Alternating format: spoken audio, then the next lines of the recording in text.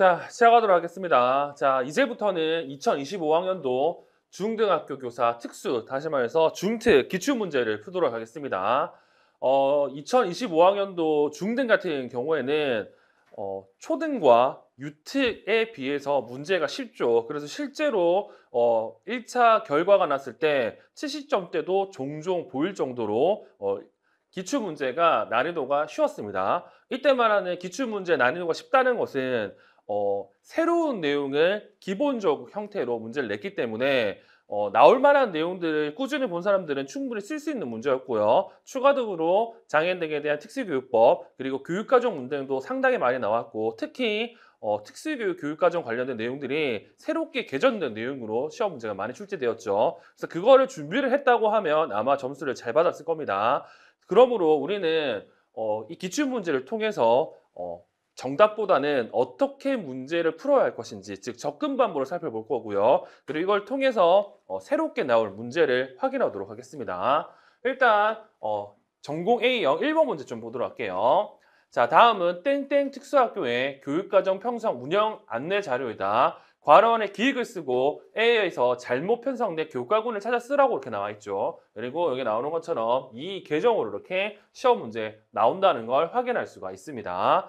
일단 지금 현재 이 문제 같은 경우에는 따지고 본다고 하면 교육과정 기출문제 나왔던 내용으로 주로 나왔습니다. 물론 안에 있는 내용들은 이 계정으로 바뀌었지만 정답 내용만 살펴본다고 하면 현재 기출문제 나와 있는 내용 그대로 나왔다는 걸 확인할 수 있을 것 같고요. 자, 기획 내용을 보면 기획 편성 운영 안내 1. 중학교 과정 중 한 학기를 기획으로 운영, 다양한 평가 방법을 활용, 일지식 지필평가는 지향, 기획활동의 기준 4개 활동 영역에서 2개 활동 영역으로 변경됐다고 하고 이 기획에 들어갈 내용 같은 경우는 자유학계라고 알 수가 있죠. 그러면 다음번에 나올 내용 같은 경우는 분명히 이걸 물어보겠지. 기존에는 몇 개가 있었고 이제는 몇 개로 바뀌었다. 그 바뀐 내용이 뭐냐를 물어볼 가능성이 큽니다. 그래서 여기 나와 있는 이 내용을 눈여겨보시면 좋을 것 같고요. 다음 A에서 틀린 내용을 찾아야 되는데 대부분 여기에서 틀린 내용은 다 이거였었죠. 교과는 기본교육과정 기준으로 본다고 하면 50%를 플러스 마이너스 할 수가 있지만 하지 못하는 애들이 있잖아요. 누구? 체육과 예술 같은 경우. 그래서 체육 그리고 예술 같은 경우에는 소위 말해서 최소 수업 실수 느낌으로 봐야 된다고 말씀드렸죠. 근데 여기에 본다고 하면 눈에 띄는 건 체육이 지금 20%, 25% 감소가 돼 있잖아요. 그렇게 봤을 때 방금 얘기했던 내용이 언급이 되었네요. 그래서 틀린 내용은 체육이라고 볼 수가 있다는 거. 그래서 이런 거 정도는 여러분들이 꾸준히 봐주시면 풀 수 있는 내용이라는 걸 알고 계시면 좋을 것 같고 2번 문제를 좀 보도록 하겠습니다. 자, 2번 문제는 다음은 땡땡 중학교 특수교사와 교육 시스템이 나눈 대화이다. 밑줄치 기획은 어떤 측면에서 보조와 기기를 구분하고 있는지 A를 참고해 쓰고 밑줄치 D에는 AAC의 구성수 중 무엇에 해당하는지 쓰라고 나와 있죠. 그러면 일단 기획과 관련해서는 어떤 측면을 써야 되는데 어떤 측면이 보조공학 기기에 구분하고 있는지 즉 분류와 관련된 내용입니다. A 내용을 보니까 이렇게 나와 있죠. 그러셨군요. 학생을 위한 보조와 기기를 선택해서 적용할 때는 기획, 보조공학의 연속적 구성에 대해 살펴보는 것도 도움이 되요라고 했습니다. 쉽게 얘기해서 보조공학의 연속적 구성과 관련된 분류를 살펴본다고 하면 책에 따라서는 여기 나오는 것처럼 하이테크, 로우테크, 노테크가 나와 있고 책에 따라서는 첨단공학 그리고 일반공학, 기초공학, 그리고 무공학 이런 식으로 나와 있잖아요. 이렇게 나누는 기준이 뭔지를 쓰는 게 지금 첫 번째 관련 내용이라고 보시면 좋을 것 같습니다. 그래서 우리 교재를 찾아보시면요. 이 보조공학 연속적 구성 같은 경우는 적용된 기술력 혹은 기술력으로 분류한다는 내용이 나와 있습니다. 그래서 예전 기출문제, 선택형 기출문제 본다고 하면 이 보조공학의 연속적 구성과 관련된 방금 얘기했던 하이테크, 로우테크, 노테크 또는 첨단 그리고 일반, 기초, 무공학과 관련된 예시를 쓰는 게 시험 문제였지만 지금은 그 분류 기준을 쓰는 걸로 시험 문제가 바뀌었다는 거 확인할 수 있습니다. 자, 다음 니은의 구성요소 중 어디에 해당하는지 쓰는 건데 우리가 알고 있는 AAC 구성요소는 총 4가지가 있죠. 그 4가지 중에서 하나를 쓰시면 됩니다. 일반적으로 우리는 상징, 그리고 기법, 도구, 전략을 봤고요. 대부분 시험 문제가 상징 아니면 기법이었죠. 근데 지금 니은 내용을 보니까 이제 학생들에게 의사소통판을 사용하는 친구의 대화 상대자로서 어떻게 반응하고 역할을 해야 되는지 가르치는 게 필요하다고 돼 있죠. 쉽게 얘기해서 이 의사소통판 같은 경우에는 우리가 알고 있는 도구가 되겠고, 이 도구를 어떤 식으로 효율적으로 사용할 수 있는지를 물어보는 문제잖아요. 그러면 상징, 기법, 도구를 효율적으로 사용하기 위한 방법으로 우리는 전략이라는 걸 얘기했죠. 그래서 정답은 전략이 정답이 된다는 거, 이렇게 확인할 수가 있습니다. 그래서 문제를 풀 때 제가 어떻게 푸는지를 여러분들이 기억해 두셔야 됩니다. 예를 들어서 이 문제 같은 경우도 구성요소가 본다고 하면 밑에 거 읽지 않고도 AGC 구성요소 4가지를 딱 떠올리셔야 돼요. 떠올린 다음에 그 중에서 찾는 연습을 하셔야 됩니다. 자, 그리고 3번 문제. 다음은 땡땡 고등학교 학생 K의 취업을 위해 특수교사 A와 특수교사 B가 나눈되어 있다. A가 의미하는 직업평가의 유형과 B를 통해 알 수 있는 학생 K에게 적용된 지원 고용 모델의 유형을 순서대로 쓰라고 하죠. 그러면 기억할 건, 자, 직업평가 유형이기 때문에 직업평가 여러 가지를 떠올리셔야 됩니다. 현재 우리 시험에서 가장 많이 나온 건 소위 말해서 작업표본 평가가 시험 문제 가장 많이 나왔죠. 그 다음에 언급되는 것들이 이제 뭐 상황평가, 현장평가 이런 것들이 언급되는데, 지금 A 내용을 보니까 이런 내용이 나오죠. 실제 작업장에서 학생 K가 직무를 수행하는 동안 고용자 혹은 감독자가 평가를 진행한다. 이거 여러분들이 공부했으면 아시겠지만, 이거 현장 평가의 가장 큰 특징으로 이 내용이 언급이 되어 있습니다. 실제 현장에서 누가 평가한다고? 고용자 또는 감독관이 평가를 진행한다. 그리고 다음번에는 뭘 물어보겠다고요? 이러한 현장 평가와 관련된 장점을 물어볼 수가 있겠지. 그러면 이 A 내용을 여러분들이 기억하는 게 훨씬 더 도움이 됩니다. 자, 그리고 지원 고용 모델, 일반적으로 우리가 알고 있는 지원 고용 모델 같은 경우에는 4가지가 언급이 되죠. 뭐 첫 번째 개별 배치 모델, 두 번째 소집단 작업 모델, 세 번째 이동 작업 모델, 네 번째 소기업 모델.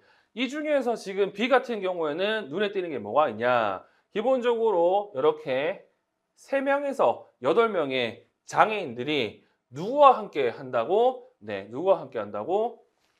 우리가 일반적으로 알고 있는 자코치, 그리고 직업 코치와 함께 이런 식으로 3명에서 8명들이 한다라고 나와 있고요. 그리고 학생 K가 필요한 경우에는 특별한 교육 훈련이나 지원 서비스를 받으면서 일할 수 있다고 한다라고 언급이 되어 있죠. 자, 그러면 3회에서 8명들이 따로 모여가지고 현장에 따로 모여서 한 파트, 한 부서를 만들어서 거기서 작업 코치, 직업 코치와 함께 일하는 형태는 우리가 알고 있는 소집단 작업 모델이라는 걸 알 수가 있습니다. 그래서 이 소집단 작업 모델이 나오면 당연히 비교를 누굽니까? 우리가 알고 있는 이동 작업대. 근데 지금 위 내용을 보면 뭐 지역 사이로 나간다든지 뭐 통합이 잘 된다든지 이런 내용이 없잖아요. 그럼 당연히 여기 3에서 8명과 함께하는 소집단 작업 모델이 정답이 된다는 걸 확인할 수가 있겠죠.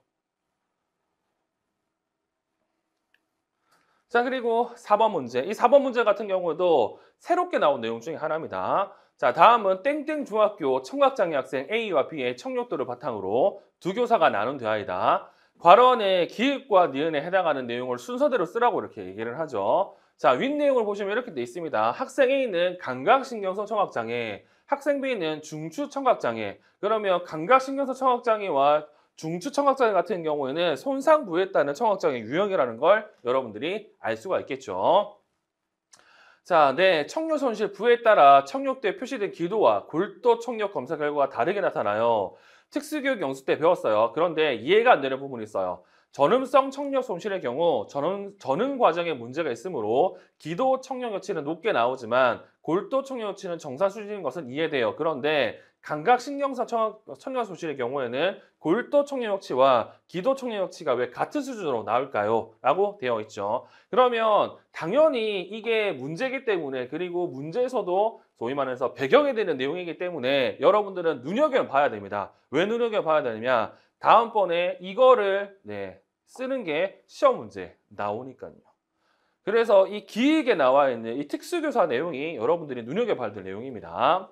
자, 기도는 외부의 소리가 외로부터 뇌까지 전달되는 소리 전달 경로이고, 골도는 두개골을 진두시켜 기읍부터 소리가 전달되는 경로예요. 소리 전달 경로 중 외의와 중의는 전운 기능을 하고 기읍은 감응 기능을 해요. 우리가 알고 있는 감응 기능을 하는 거 정확하게 얘기를 한다고 하면 어디다? 네, 와우 안에 있는 외유모세포죠. 근데 이게 포함되어 있는 귀의 구조를 본다고 하면 기억에 들어갈 내용은 뇌가 들어갑니다. 그래서 뇌로부터 전달되는 게 우리가 알고 있는 골도라고 알 수 있죠. 자, 감각신경 청각장애는 감흥 감정에 문제 있으므로 기도와 골도 청력치가 모두 높게 나와요. 그러면 다음번에 여기에 대한 답을 쓰라고 하면 뭘 써야 된다고? 이 내용을 써야 되겠지. 그래서 이걸 여러분들이 꼭 기억해 두셔야 됩니다. 자, 그리고 제가 기도를 중2까지의 소리 전달 과정으로 잘못 이해하고 있었네요. 학생 B는 기도와 골도 청력치가 모두 정상의 수준인데 왜 그런가요? 라고 되어 있습니다. 자, 그러면 학생 B는 외로부터 청신경까지 포함한 니은 청각기관에 문제가 있고 중추 청각신경계에 문제가 있기 때문이에요. 그래서 소리가 어느 방향에서 나는지 구분하기 어려워하거나 소리의 리듬이나 높낮이 인식을 어려워할 수 있습니다. 돼 있죠. 그럼 우리가 알고 있는 여러 가지 청각장애 분류 중에서 외부부터 청신경의 문제, 그리고 청신경부터 청각 중추까지 문제를 크게 두 부분으로 나눠가지고 분류한 분류가 있었죠. 하나가 말초 청각장애, 또 하나가 청각 중추 처리장애 이렇게 있었잖아요. 그러면 지금 니은 관련된 내용 같은 경우는 우리가 알고 있는 말초 청각장애 관련된 설명이기 때문에 니은의 말초라고 표현이 들어가야 되겠지. 그래서 외로부터 청신경까지를 포함한 말초 청각기관은 문제가 없다라는 표현이 일반적으로 우리가 알고 있는 말초 청각장애와 비교할 수 있는 청각 처리장애 또는 중축청 청각장애와 관련된 내용이라는 것 정도는 알고 계시면 될 것 같습니다. 그래서 이거를 물어본 게 지금 니은이라는 것 정도 기억하시면 되겠죠. 이 부분이 처음 나왔다는 것 정도 확인하시면 됩니다. 자, 다음 5번 문제를 좀 보도록 할게요. 5번 문제 같은 경우에는 알다시피 예전 장애 등에 대한 특수교육법 문제 같은 경우에는 문제가 쉽게 나오면 단어를 쓰는 거, 어렵게 나오면 구를 쓰는 건데 이 문제들 보시면 아시겠지만 전부 다 뭐라고? 문장입니다. 문장으로 써야 돼요. 그래서 장특법 같은 경우는 웬만하면 문장으로 다 쓸 수 있어야 됩니다. 제일 좋은 건 그런 거야. 뭐 제1항의 17초 일고에서 이런 내용까지도 여러분들이 알고 있으면 제일 좋아요. 근데 그렇게 쓰는 게 진짜 힘들어요. 그래도 최소한 뭐 제1항의 17초 이런 건 빼고도 내용 정도는 문장으로 쓰셔야 됩니다. 자, 5번 신규 특수교사를 위한 질문과 답변 누리집 게시판의 내용이다. 작성 방법에 따라 서술하라 이렇게 돼 있죠. 자, 작성 방법을 보시면 이런 내용이 나와 있습니다. 첫 번째 점, 밑줄 친 기역, 미음에서 틀린 거 두 가지 바르게 고쳐 쓰라고 나와 있죠. 자, 바르게 고쳐 쓰라고 했기 때문에 쓸 때를 어떻게 써야 되냐면 틀린 부분을 얘기해서 A는 이게 아니라 B라고 써줘야 됩니다. 그래서 답을 쓸 때 그게 제일 중요해요. A는 이게 아니라 B라고 써주시면 됩니다. 자, A가 아니라 B라고 써주셔야 돼요. 자, 일단 기역 내용을 보면요. 자, 이번 학년의 시작일부터 2주 이내에 개별화 교육지원팀을 구성했어요. 네, 기억할 건 개별화 지원팀은 시작일부터 2주 이내에 만들어야 됩니다. 자, 니은 이번 학기 시작일부터 30일 이내에 개별화 교육계획팀을 작성했어요. 네, 개별화 교육계획은 30일 이내에 만들어야 되겠죠. 자, 그리고 디귿 각급 학교의 장은 매 학기부터 개별화 교육계획을 따른 각각의 특수교육 대상자의 진단평가를 실시하고 되어 있는데 우리가 알고 있는 이 특수교육을 받는 학생의 진단평가는 누가 합니까? 네, 학교에서 하는 게 아니라 이미 해줍니다. 어디서? 특수교육지원센터에서. 그래서 디귿 관련된 내용 같은 경우에는 틀린 내용이 되고요. 정확하게는 어떻게 되냐면 매 학기마다 뭐 한다고? 남아있는 일을 써야 하기 때문에 학업 성취도 평가를 해야 돼. 이제 학업 성취도 평가 같은 경우에는 학생들에게 그리고 그 보호자에게 학업 성취도 평가를 매 학기 실시하고 그것을 통보해야 되겠죠. 그래서 여기 나와 있는 진단 평가하는 건 말 그대로 선정을 따는 거기 때문에 이 내용은 틀렸고요. 여기서 1학기 동안 해야 될 건 학업 성취도 평가를 해야 된다는 내용으로 답변을 주시면 되겠죠.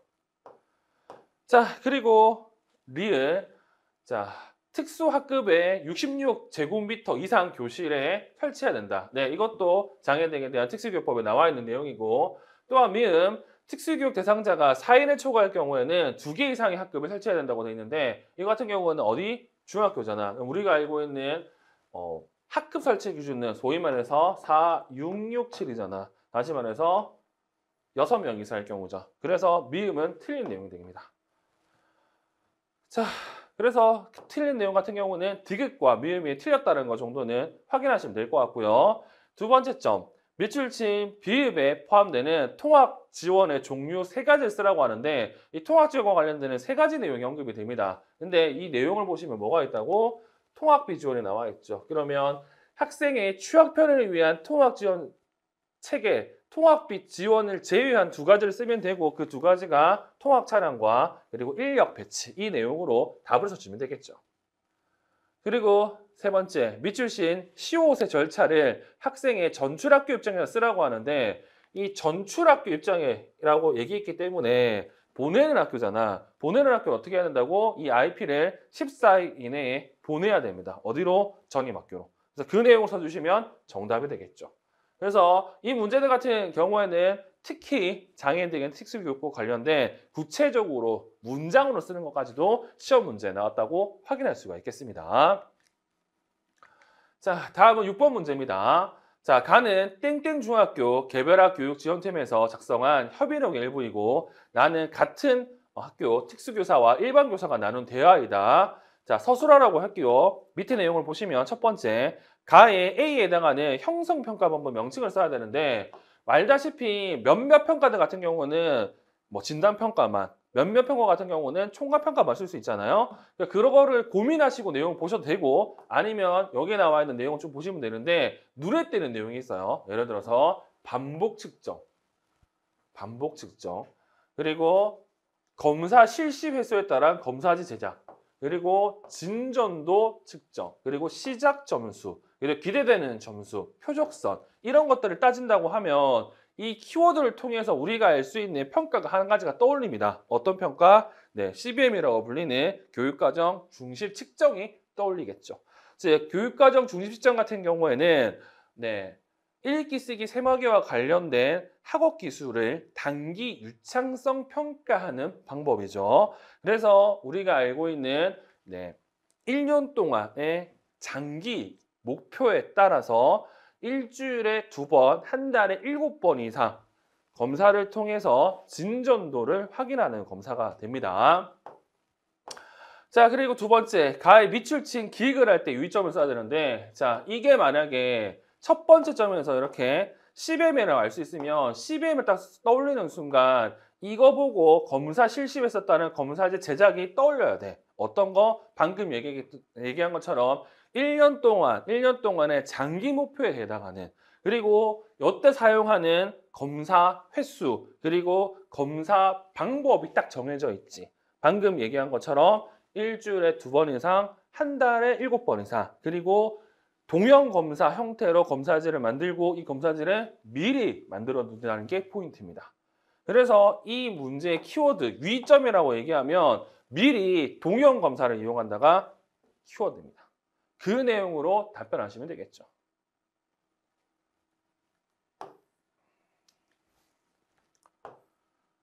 자, 그리고 세 번째, 나의 대화를 참고해서 밑줄친 니은의 종류를 쓰고 밑줄친 디귿 한 가지를 서술하라고 하는데, 자, 이렇게 돼 있습니다. 선생님, 우리 반에 특수교육 대상자 진단평가에 의뢰할지 고민이 되는 학생 C가 있어요. 어떻게 해야 할까요? 제 생각에는 학생 C를 진단평가에 의뢰하기 전에 선생님께서 먼저 일반 학급에서 의뢰전 중재를 실시하는 것이 좋을 것 같아요. 우리가 알고 있는 의뢰전 중재가 이렇게 중등에서도 처음 언급이 되었다는 것 정도는 확인하시면 좋을 것 같고, 이 의뢰전 중재는 일반 학급에서 하는 비공식적인 문제 해결 방법이라고 말씀을 드렸죠. 이러한 의뢰전 중재의 목적 같은 경우에는 위양을 줄이는 게 목적이라고 했고요. 그래서 어떻게 물어보냐면 니은의 종류를 쓰라고 합니다. 판별어로의 종류. 이 판별어로는 위음이 있고 위양이 있는데, 방금 얘기했듯이 의뢰적 종지의 목적은 위양을 줄이는 거기 때문에 위양이라고 쓰시면 좋을 것 같고, 자, 그리고 밑줄친 디귿의 한 가지를 서술하라고 하는데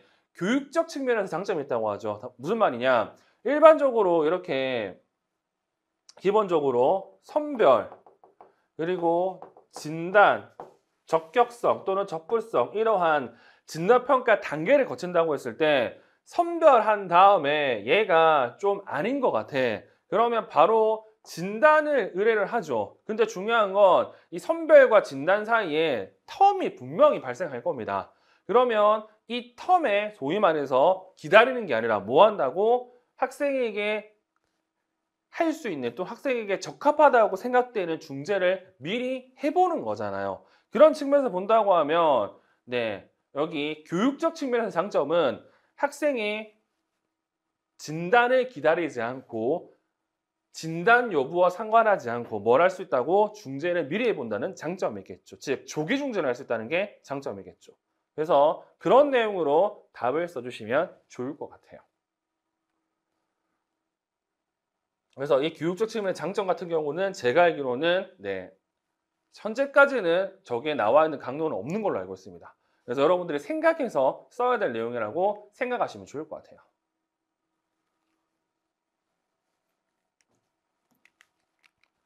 자, 그리고 7번 문제. 자, 가는 땡땡 특수학교 시각장애 학생 특성이고 나는 학생번 교육적 고려사항이고 다는 학생 시의 시기능 훈련이라고 나와 있죠. 자, 첫 번째 점. 나의 밑줄친 기응, 미음 중 틀린 내용 두 가지를 찾아 기호를 쓰고 발에 고치라고 되어 있습니다. 자, 학생 A는 되뇌 피지 시각장애. 자, 빛을 응시하는 경향이 있다고 얘기를 하면서 기억, 단순한 수업 환경을 제공한다고 했죠. 우리가 알고 있는 피지 시각장애 같은 경우 특징이 뭡니까? 보는 건 정상이고 해석하는 데 어려움이 있는 거잖아요. 그래서 여기 보면 너무 복잡한 수업 환경을 해석하기 어렵기 때문에 당연히 기획은 정답이 되는 거고요. 그리고 니은 대상을 제시한 후 시각적으로 바로 반응하게 지도한다고 하는데 방금도 얘기했지만 얘네들 같은 경우는 해석하는데 어려워. 해석하는데 어렵다는 뜻은 정확성도 떨어지고 속도도 떨어진다는 뜻이잖아. 그렇게 봤을 때 지금 바로 반응하게 지도하는 것은 네, 당연히 곤란하겠죠. 일정의 텀을 줘야 되겠지. 시간 간격을 둔 다음에 반응하도록 해야 되겠죠. 자, 그리고 디귿, 교육 자료를 주기적으로 움직여 학생의 시각적 주의를 높인다는데 이 피지 시각장애 같은 경우는 정지한 정보보다는 움직이는 정보에 지각하는 반응이 있다고 합니다. 그렇게 봤을 때는 당연히 디귿은 맞는 내용이 되겠죠. 자, 그리고 학생 B 같은 경우 황반변성이죠. 황반부에 암점이 있다고 합니다. 자, 그래서 리을 내용을 보면 필기시 굵고 진한 선이 있는 종이와 검정색 다이판을 사용한다. 이 말은 뭐다? 대비감도 높여준다는 거잖아요. 대비감도 웬만한 안전한 학생들 다 높이면 좋습니다. 그래서 리을 또한 맞는 내용이 되죠. 자, 그리고 미음, 상대적 크기 확대법을 적용해서 확대 도서기로 학습자료 접근성을 높이기라 한다는데 이거 그냥 아무 생각 없다고 보면 맞다고 생각할 수 있지만 이 확대 도서기 CCTV 같은 경우에는 뭘 사용합니까? 우리가 알고 있는 네, 이렇게 스크린을 사용하잖아요. 스크린을 사용해서 확대하는 방법은 상대적 크기 확대법이 아니라 일반적으로 우리가 알고 있는 투사 확대법에 해당합니다. 그래서 미음은 틀린 내용이 되겠죠. 그래서 틀린 내용은 니은과 미음이다라는 것 정도는 기억하시면 좋을 것 같고요. 다음 두 번째 점, 나의 괄호 안에 비읍에 해당하는 내용을 쓰라고 하는데 비읍 내용을 보면 중심부 시야가 손상이 되면 암점의 위치와 크기를 확인해서 비읍 방법을 지도한다는데 우리가 알고 있는 황반변성에서 제일 먼저 얘기해야 될 게 뭡니까? 이거 중심의 보기를 가르쳐야 된다가 제일 중요한 내용이었잖아요. 그래서 당연히 비읍 내용은 중심의 보기라는 표현이 들어가야 될 거고 그리고 세 번째 점, 자, 다의 시기능 훈련에 나타난 시각 화력 기술 명칭을 써야 되는데 일반적으로 우리가 알고 있는 시기능 훈련은 총 5가지를 얘기합니다. 어떤 거? 뭐 고시, 그리고 뭐 추시, 그리고 추적, 그리고 주사, 그리고 중심의 보기. 그러면 이 중에서 중심의 보기는 당연히 정답이 아닌 거고 그럼 여기 보시면 움직이는 뭔가를 따라가는 거잖아. 움직이는 뭔가를 따라가는 거 뭐라고 했죠? 추적하기로 했죠. 그래서 정답은 추적하기가 정답이 됩니다. 됐죠? 그래서 이것도 늘 나온 거였지만 현재 여기에 나와 있는 피지 시각장애 같은 경우는 초등과 유특에서 이제 나오고 있는 내용이라는 것 정도는 확인하시면 됩니다. 자, 그리고 8번 문제를 좀 보도록 할게요. 자, 다음은 땡땡 특수학교 중학교 1학년 자폐성 장애 학생에 대해 특수교사 A와 특수교사 B가 나눈 대화이다. 자, 강화된 환경중심 언어 중재 EMT에 대한 설명인데, 자, EMT의 근거에서 A에서 교사가 사용한 교수 기법의 명칭을 쓰라고 하는데, 일반적으로 우리가 알고 있는 기법이라고 물어보면 네 가지를 얘기합니다. 모델링, 요구 모델링, 시간 지연, 우발 교수. 자, 이 중에서 A. 자, 예를 들어 학생 K의 경우 이 학생이 좋아하는 공을 보여주면서 뭐라고 해야지라고 말해보세요. 그때 학생 K가 공 주세요라고 말을 하면 공을 주면 돼요. 그런데 학생 K가 아무 말도 하지 않으면 공 주세요 해야지라고 하면서 선생님에게 시범을 보여줘요. 여기서 중요한 건 이게 중요하죠. 그런데부터 공 주세요 해야지 요구를 하고 이 요구를 했을 때 뭐 한다고? 모델링을 보여주는 거죠. 그럼 우리가 알고 있는 네 가지 중에서 요구 모델링이라고 볼 수가 있습니다. 자, 그리고 밑줄 친 기획에서 제시하고 있는 물리적 환경 조조 전략 중 한 가지를 쓰라고 하는데 이 문제는 잘 모르겠어요. 왜 문제가 그러냐면 보세요. 지금 기획 내용 읽어보시면 여러분들이 물리적 환경 조성과 관련된 내용이 두 가지가 나옵니다. 근데 그 중에서 하나만 쓰래. 왜 그런지도 모르겠어. 일단 기획. 학생 K의 경우에는 이 학생이 좋아하는 단어 카드를 학생 K 눈에 잘 보이는 곳에 두는 거예요. 그럼 학생 K 같은 경우에는 소위 말해서 흥미로운 자료, 손에 닿지 않는 자료, 그리고 뭐 선택하기, 그리고 엉뚱한 행동하기 등등등등을 본다고 했을 때 지금 기획과 관련된 내용 같은 경우에는 흥미로운 자료와 관련 있지. 그리고 N 같은 경우는 붉은색 공과 푸른색 공을 제시하고 원하는 거, 찾는 거 선택하기잖아요. 그러면 기획 내용에는 우리가 알고 있는 환경 조성 전략이 두 가지가 나와 있어. 근데 두 가지 다 쓰는 것도 아니고, 그리고 A만 사용한다. 그리고 학생 뭐 K만 사용하는 것도 아니고 N만 사용하는 것도 아니고 그냥 나와 있는 것 중에 한 가지만 쓰라고 하네. 그래서 저 같은 경우는 앞에 있는 거 이렇게 한 가지를 썼습니다. 왜 이런 식으로 문제를 냈는지는 일단 잘 모르겠어요. 자, 그리고 두 번째, 밑줄 친 니은의 이유를 서술하고 괄호 안에 디귿 명칭을 쓰라고 하죠. 자, 니은. 지난주에 선생님께서 말씀해 주신 언어 중재 방법을 학생 K를 포함해서 3명 모두에게 실시해 보았어요. 이것만 보더라도 알 수 있는 게 하나가 있습니다. 아, 이 사람 단일 대상 연구 설계 중에서 3명을 이용하는 중다 기초전 설계. 중다 기초전 설계 중에서도 3명을 이용하기 때문에 대상자가 중다 기초전 설계를 했다는 걸 알 수가 있습니다. 그래서 니은에 보면 이렇게 돼 있죠. AB 설계보다 다른 연구 설계 방법을 사용하는 게 적절할 듯 합니다. 자, 디귿을 사용해 보면 좋겠어요. 이것은 선생님 반에 있는 학생 3명을 대상으로 기초선 단계와 처치 단계를 두고 이 중재 방법이 효과적이라는 것을 증명하기 위해 연구 설계 방법이에요. 먼저 모든 학생을 대상으로 기초선 측정을 시작해요. 첫 번째 학생 기초선이 안정되면 중재 실시해요. 첫 번째 학생에 대한 중재 효과가 기준을 충족하면 두 번째 학생에 대한 중재를 실시하고 이처럼 순차적으로 라는 표현이 있죠. 그러면 어차피 순차가 나왔기 때문에 중다 기초선 설계가 맞겠죠. 그리고 대상자가 중다 기초선 설계가 맞는데 여기서 보면 니은 즉 AB 설계보다 다른 연구 설계 방법을 사용하면 좋은 이유를 쓰면 되겠지. 알다시피 중다 기초선 설계와 AB 설계를 비교하면 늘 비교하는 쓰는 게 뭡니까? 반전 여부잖아. 즉 AB 설계는 반전을 통해서 기름질 관계 입증할 수 있고 그리고 중다 기초선 설계 같은 경우에는 AB 설계와 다르게 반전하지 않고도 하지 않고도 기능적 관계를 입증할 수 있습니다. 근데 반전을 못하는 경우가 두 가지 경우가 있고 그 중에서 한 가지가 자해와 같은 윤리적 문제가 생기는 경우 그리고 두 번째가 학습과 관련된 내용이었잖아요. 근데 지금 이 내용을 보면 언어 능력에 대한 중지 효과 이건 학습이죠. 즉 이건 반전하지 못해요. 그렇기 때문에 이 사람 같은 경우는 중다 기초 설계 쓴 거야. 그 내용으로 여러분들이 답을 써주시면 되겠죠. 됐죠? 그리고 재밌는 건 지금까지는요. 이거를 다 쓰라고 했습니다.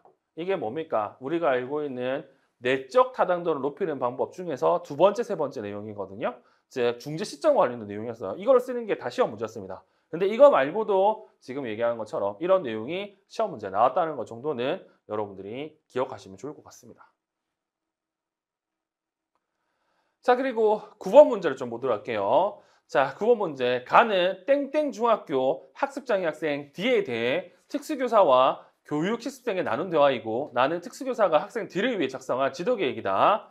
자, 이 문제 같은 경우에도 정말로 치사하게 나왔습니다. 왜 치사하게 나왔냐면 일단 첫 번째 A에서 학생 D가 어려워하는 쓰기 영역이 무엇인지 쓰라고 하는데 우리가 알고 있는 쓰기 영역은 기본적으로 세 가지죠. 글씨 쓰기, 철자, 작문 이게 기본이고 A 내용을 보니까 이런 내용이 나옵니다. 자, 학생 D의 쓰기 지도를 위해 먼저 오류를 분석해 보세요. 자, 네, 학생 D의 비형식적 쓰기 검사에서 틀린 단어 목록을 정리해 봤어요.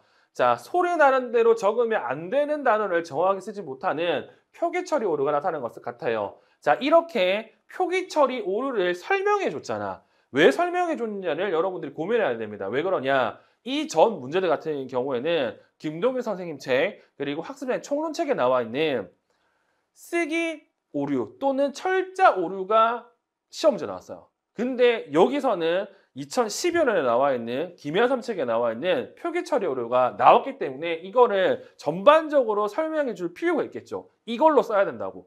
그래서 장황하게 설명해놨어. 그러면 표기 처리 오류가 나오는 순간 뭘 봐야 된다고? 이거 철자와 관련된 내용이구나. 그래서 지금 1번 같은 경우에는 철자라고 쓰시면 정답이 되겠죠. 스펠링.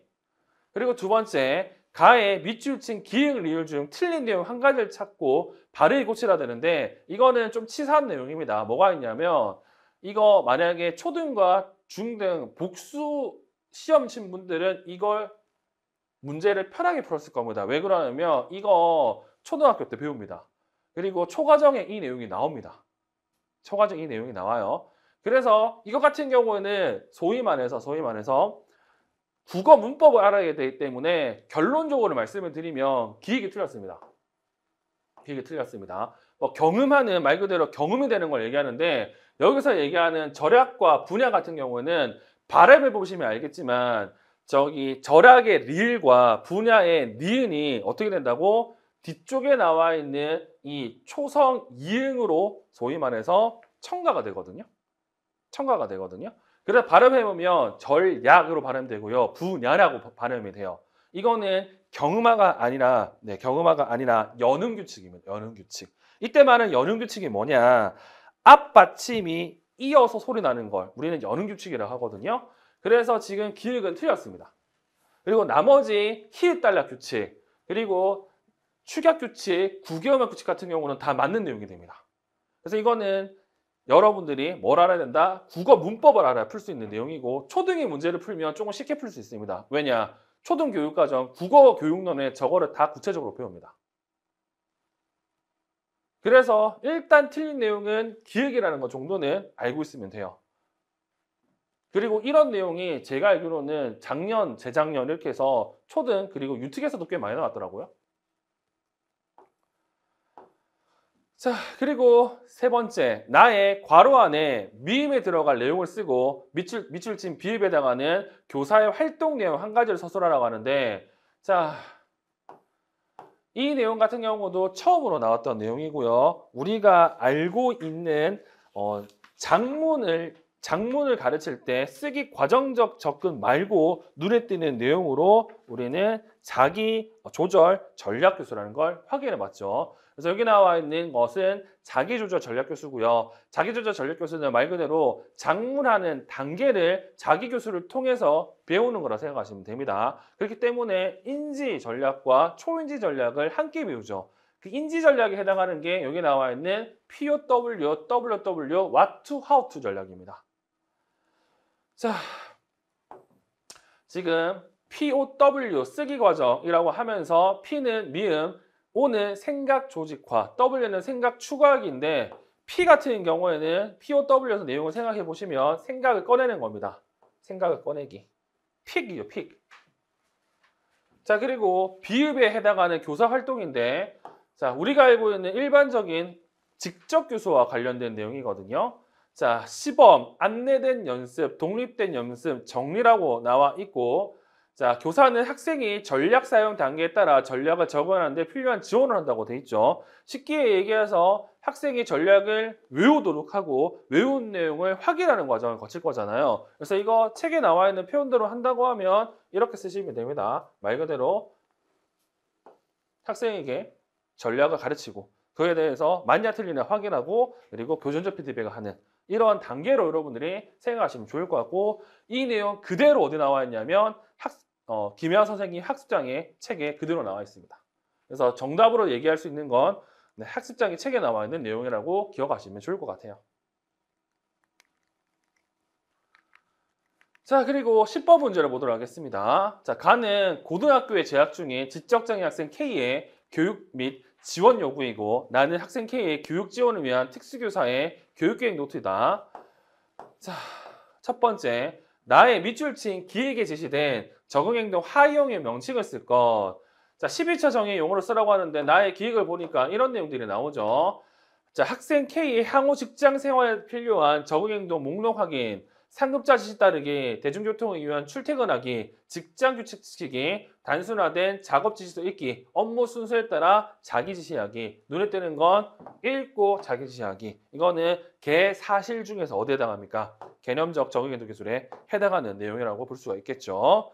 자, 그리고 여러분들은 당연히 여기 나와 있는 것들을 다 뭐 해봐야 된다고? 이게 개념적인지, 이게 사회적인지, 이게 실제적인지를 여러분들이 알고 있어야 될 것 같습니다.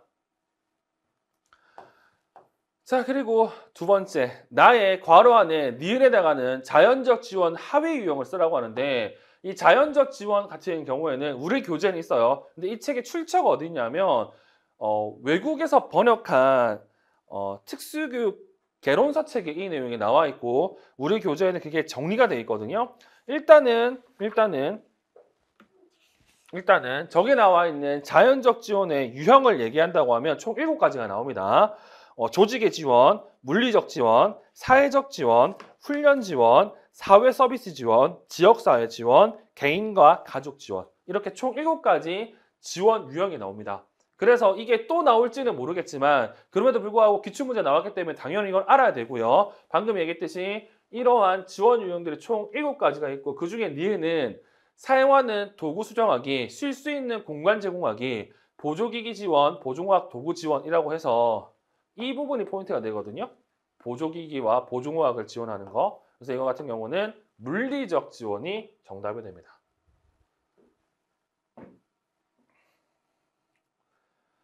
자, 그리고 세 번째, 나의 괄호 안에 디귿에 해당하는 관찰학습 과정 명칭을 쓰고 밑줄째 리을 예시를 쓰라고 하는데 자, 우리가 알고 있는 관찰학습 관련해서 뭐 정수행동장애 그리고 지적장애 등등에서 얘기한 내용이 다르지만 지적장애에서는 소위 말해서 모델링의 기능이라고 해서 3가지를 배웠죠. 그 중에 하나가 관찰학습과 관련된 단계였고 우리는 이거 뭐라고 외운다? 주파제동이라고 외우죠. 그러면 디귿에 들어갈 내용은 당연히 파지가 될 거고 그리고 리을, 지시 따르기 기술을 배우기 위한 관찰학습 중 탈금지가 나타나지 않도록 주의한다고 하는데 방금 얘기했던 모델링의 기능으로 얘기한다고 하면 이거 우리가 알고 있는 대리효과와 관련된 내용이거든요. 부정한 행동과 대리효과와 관련된 내용인데 이 대리효과가 정서행동에서 배웠던 직접장에서 배웠던 금지 탈금지와 동일한 내용이라고 말씀드렸죠.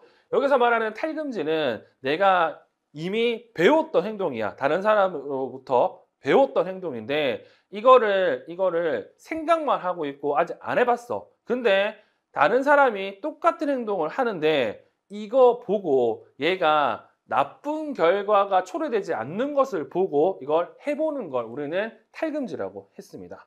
그래서 그와 관련된 내용으로 답을 써주시면 돼요. 저 같은 경우에는 윗 내용을 종합해가지고요. 여기 나오는 뭐 지시 따르기 등등을 종합해가지고 이런 식으로 답을 썼거든요.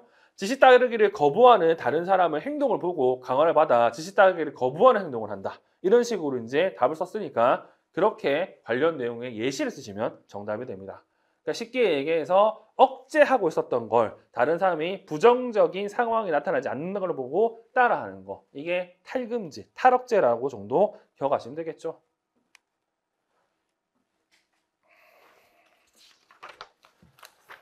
자, 그다음 11번 문제를 보도록 하겠습니다. 자, 11번 문제. 자, 가는 땡땡 중학교 통합학급에 재학 중인 정서행동장 학생 K의 문제 행동에 대한 ABC 관찰 요약이고 나는 행동 지원에 대한 특수교사와 일반교사의 대화이다. 자, 첫 번째, 가의 ABC 관찰 요약에 근거해서 학생 K의 문제 행동 기능을 쓰라고 얘기하죠. 솔직히 이거는 이런 형태로 문제 많이 나왔잖아요. 그래서 어려운 과제를 제시하면 욕을 하고요. 조용한 공간으로 보내 진정하게 한다. 그러면 나는 욕을 하면 어려운 문제를 풀지 않는다. 라는 게 성립이 되잖아. 그럼 누가 보더라도 과제 B가 정답이 되겠지. 자, 그리고 두 번째, 나의 밑줄친 기획에서 학생 K에게 지도하고자 하는 기술인 문제 쓰라고 하는데 자, 기획 내용을 보면 이렇게 돼 있죠. 자, 학생 K에게 과제가 어려워라고 말하도록 지도한다. 자, 문제 행동과 동일한 기능을 하면서 사회적으로 수용 가능한 행동을 지도하는 거잖아. 이거 우리는 뭐라고 했습니까? 이거는 대체 행동 기술이라고 얘기를 합니다. 자, 그리고 세 번째, A의 집단 강화 유형을 쓰고 밑줄 친 니은에 해당하는 내용을 학생 K와 모든 학생 간의 상호작용 측면을 상관을 쓰라고 하는데 자, A 내용을 보니까 우리가 알고 있는 집단 강화 내용이 나오죠. 자, 집단 강화를 할 수 있어요. 일반적으로 집단 강화는 세 가지가 있습니다. 그 세 가지 중에서 쓰는 거지. 우리가 알고 있는 뭐 독립적, 그리고 상호 의존적, 그리고 뭐 의존적 이런 거는 이 정도만 기억하시면 되겠지. 자, 모둠에 있는 모든 구성원에게 각자의 역할을 분담하고 자신의 역할을 완수하여 모둠의 목표 중거에 도달하면 모든 구성원에 거하는 방법. 자, 이거 나만 성공하면 받는 게 아니고요. 그리고 나만 성공하면 나만 받는 것도 아니야. 나도 성공해야 되고 내 옆에 있는 애들 성공해야 되고 모두 다 성공해야 강화를 같이 받는 거잖아. 이거 뭐라고 한다고? 상호 의존 집단 강화라고 하죠. 이 상호 의존 집단 강화, 그리고 의존적 집단 강화 같은 경우는 늘 따르는 문제점이 있습니다. 어떤 문제점? 또래 부당한 압력과 관련해서. 근데 조건을 본다고 하면 학생 K와 모든 학생 간의 상호작용이잖아. 그게 우리가 알고 있는 부당한 압력이 될 수 있지. 못하면 쪼우고 때리고 괴롭힐 거 아니야. 그렇죠? 그래서 부당한 압력 관련된 내용으로 학생 K와 모든 학생 간의 상호작용 내용을 쓰시면 정답이 되겠죠. 그래서 이것도 늘 나왔던 내용이다. 자, 그리고 12번 문제. 다음은 땡땡 중학교 중도 중복장애 학생 K에 대해 특수교사와 교육 시스템이 나눈 대화이다. 작성 방법에 따라 서술하라고 하는데 자, 첫 번째 A에 해당하는 전신발작 유형을 써라. 자, 전신발작 유형도 여러 가지가 있습니다. 근데 우리는 크게 두 가지를 배웠죠. 뭐 부재발작을 배웠던 소발작과 전신 긴장성 간대성 발작을 배웠던 대발작을 배웠잖아요. 당연히 이 두 가지 중에 하나일 거야. 자, A 내용을 보면 이렇게 돼 있죠. 학생 K를 주위에서 보시면 하루에도 여러 번 짧은 시간 동안 발작 증세가 나타나요. 이것만 보더라도 끝났습니다. 뭐? 부재발작. 그래서 의식 상실을 동반하는데 이게 몇 초 또는 몇 분 단위로 지속적으로 일어나는 걸 우리는 부재발작이라고 얘기했습니다. 그리고 이 부재발작은 이게 특징이었죠. 전조 또는 전구 증상이 없다라는 게 특징이었잖아요. 자, 그리고 두 번째, 밑줄 친 기획에 해당하는 협력적 접근 방법 유형을 쓰고 우리가 알고 있는 협력적 접근 방법은 다간조 세 가지가 있고 기획 내용을 보니까 다양한 영역의 전문가가 독립적으로 학생의 진단 및 평가하고 각 분야의 전문가가 각자 세분화된 훈련 계획을 개발해서 실행했어요라고 되어 있습니다. 그러면 누가 보더라도 진단 따로 그리고 중재 따로 한 거잖아. 그러면 이거는 다학문적 모델이라고 보면 되겠지. 그리고 밑줄 친 니은의 진단 과정에서 특성 한 가지를 써야 되는데 니은 초학 문제 접근, 초학 문제 접근의 진단 방법 뭡니까? 원형 진단과 관련된 내용을 쓰시면 됩니다. 중요한 건 원형 진단을 쓰는 게 아니라 원형 진단의 특성을 서술해야 돼요. 어떻게 하는데? 일반적으로 우리가 알고 있는 학부모, 학생, 그리고 촉진자에 해당하는 특수교사가 중간에 있고 이 중간에서 상호작용하는 걸 관련 전문가들이 함께 관찰하면서 진단하는 거. 이렇게 쓰셔야 정답이 되겠죠. 즉 원형 진단의 정의 또는 개념을 쓰셔야 정답이 됩니다. 자, 그리고 세 번째 B에 해당하는 교수 전략을 써야 되는데 자, 선생님 학생 K를 위한 의사소통 지도는 어떻게 하고 계세요? 우선 학생 K에게 필요한 구체적인 의사소통 기술을 파악하고 학습 목표를 세워. 그리고 학생 K의 목표 기술 학습을 위한 교수기를 구성하고 그때 사용할 교수 전략도 미리 계획해요. 그런 후 학생 K가 등교해서 하교할 때까지 자연스러운 일관 내에서 배워서 사용할 수 있는 의사소통 기술을 분산해서 연습할 수 있도록 가르치고 있어요. 라고 되어 있습니다. 지금 제가 밑줄 친 부분이 우리가 알고 있는 삽입교수 혹은 분산 시도 혹은 분산 연습의 정의에 해당하는 내용인데 이 문제 같은 경우에는 제가 누누이 말씀드리지만 분산 시도 그리고 분산 연습 그리고 삽입교수 이 둘 중에서 하나를 써야 돼요. 근데 만약에 이게 답변이 되기 위해서는 뭐가 나와야 된다고? 얘네들 친구가 나와야 돼. 뭐 간격 시도 그리고 집중 시도 이런 내용들이 나와야 돼. 아니면 학습 단계와 관련된 내용이 나와야 되는데 그런 게 없어. 그냥 이렇게 나와 있잖아. 이렇게 띡 떨어져 가지고 이렇게 딱 나와 있는데 근데 재밌는 건 윗 내용이 뭐였습니까? 윗 내용이 초학문제 접근이었잖아요. 초학문적 접근에서 제가 그 말을 했죠. 초학문적 접근에서 사용하는 일반화하기 위해서 사용하는 전략이 뭐가 있다고? 삽입교수가 있다고 했죠. 그래서 일반화라는 장점이 여기 눈에 있기 때문에 윗내용과 문제는 의도를 고민한다고 하면 삽입교수가 정답이 됩니다. 눈을 말씀드리지만 이것만 보면 이게 분산인지 삽입인지 구분하지 안 돼요. 근데 문제 구성과 문제는 의도로 본다고 하면 삽입교수가 정답이 된다. 그리고 삽입교수 같은 경우에는 알다시피 이거 강혜경 선생책에 중도 중복장애 학생을 위한 효과적인 전략으로 뭐가 나와 있다? 삽입교수가 언급이 돼 있다라는 것도 확인할 수가 있을 겁니다. 됐죠? 이렇게 해서 우리는 전공 A를 봤고요. 바로 전공 B를 보도록 할게요.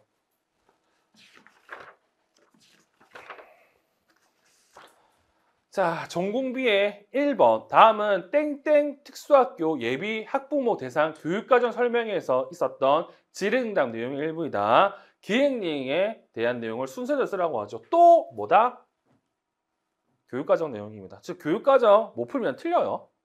떨어지겠죠. 자, 문제를 볼게요. 고등학교에서는 진로 직업교육을 위해 진로와 직업교과 외에도 선택 중심 교육과정의 전문교과와 특수교육 전문교과 중 선택해서 편성 운영할 수 있습니다. 네, 이것도 시험 문제 꽤 많이 나왔던 내용 중에 하나죠. 자, 선생님 현재 우리 아이는 중학교 3학년이고 중도 지적장을 가지고 있는데 우리 아이에게도 도움이 되는 과목이 있을까요? 물론입니다. 이계정 특수교육 교육과정에서는 시각장애인 자립생활과 농인의 생활과 문화 과목이 창의적 체험활동에서 특수교육 전문교과의 직업생활교과군으로 바뀌었어요. 네, 이거 고등학교에서는 이런 식으로 바뀌었습니다. 네, 전문교과에 들어가 있습니다. 이제 이 외에도 직업생활교과군에 기획과목을 신설되어 우리 학교에서 기획과목을 편성 운영하라고 합니다. 이렇게 돼 있죠. 이 문제는 이 개정에서 바뀐 내용을 쓰는 내용이고 지금 기획 내용에 들어갈 내용은 직업생활교과에서 사회적응이라는 게 새롭게 만들었습니다. 그래서 사회적응이 정답이 돼요.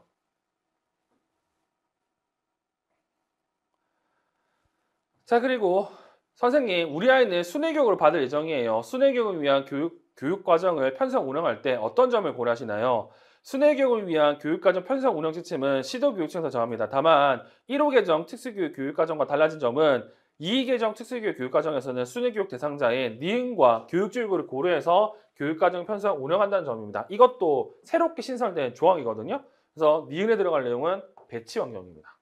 그래서 이런 걸 안 보면 틀릴 수밖에 없다더라 정도는 기억하시면 되겠죠.